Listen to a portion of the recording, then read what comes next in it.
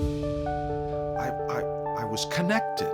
And then one of the things I discovered was, because I had a little sway with the student body, I found out that at our dances, I couldn't bear the fact that girls would come to our dances and not get danced with.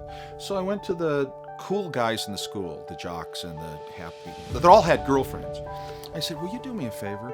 Will you give us the first hour of our school dance and dance with somebody else that isn't your girlfriend? Just be available so that a girl knows that if she comes to a Hersey High School dance and she's there by 8, between 8 and 9, somebody's going to ask her to dance. Could you do? And they were great. They said, sure, we'll do that. Their girlfriends would understand. And well, it turned out that it got around that we had the coolest dances in the conference. We could get thousands of people, even beyond our school, to come because if you go to that dance, you get dance.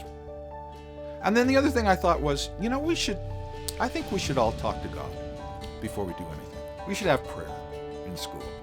And I don't care if it's a Catholic prayer or Hindu prayer or any kind of prayer, but we're going to get a tradition that before our thing starts, and then I did the morning announcements. And then I thought, well, I should tell people about who I am.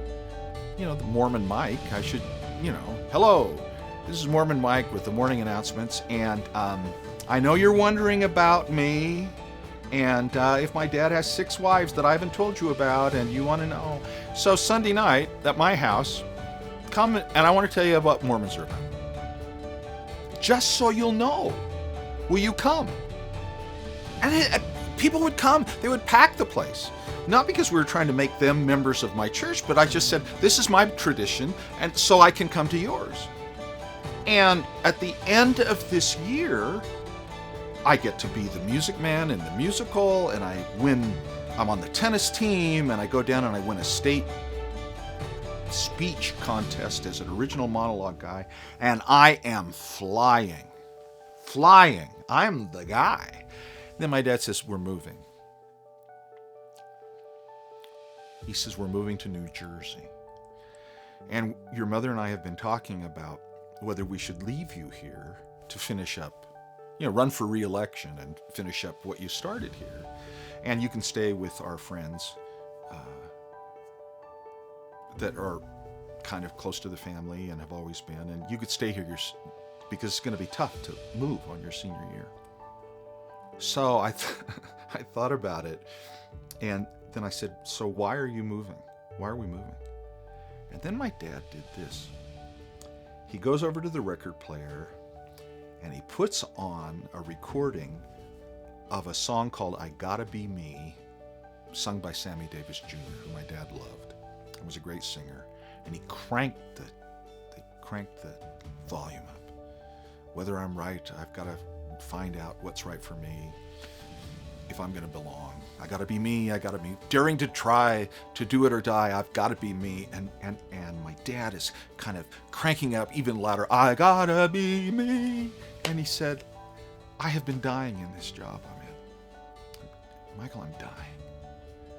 I'm not doing what I was meant to do. I feel I'm crushed by the people that are doing this. And I found this opportunity to become a consultant and move to New Jersey, and I've got to follow that dream. And I don't want to ruin your dreams, because I love you so much, but I gotta do this for me. And I just said, well, I'm in. I don't want you to have to do that by yourself. I'm going. So I leave at the peak of my high school, live the gospel, and things go better. Quit thinking about yourself, get the arrows pointing out instead of in. You make great memories, you make great friends, people respect you and honor you. I was the guy. Very, very excited.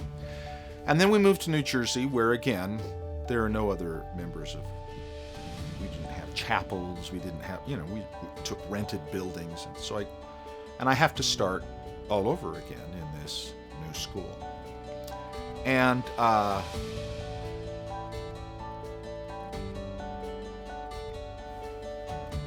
it was homecoming for my old school. And my parents said, and I was dying at the new school at first because I didn't have friends, and I was trying to be like I was in Illinois, and the people in New Jersey were not Midwest people. It was hard to break through. And this was a school that was like a prep school. It wasn't officially, it was a public school, but everybody, their big activities were doing physics labs over the weekend with pizza coming in. Fun dances and shows and parties and school spirit stuff. So I go back to this school that was my great home for homecoming. And I got there when they were having their homecoming assembly.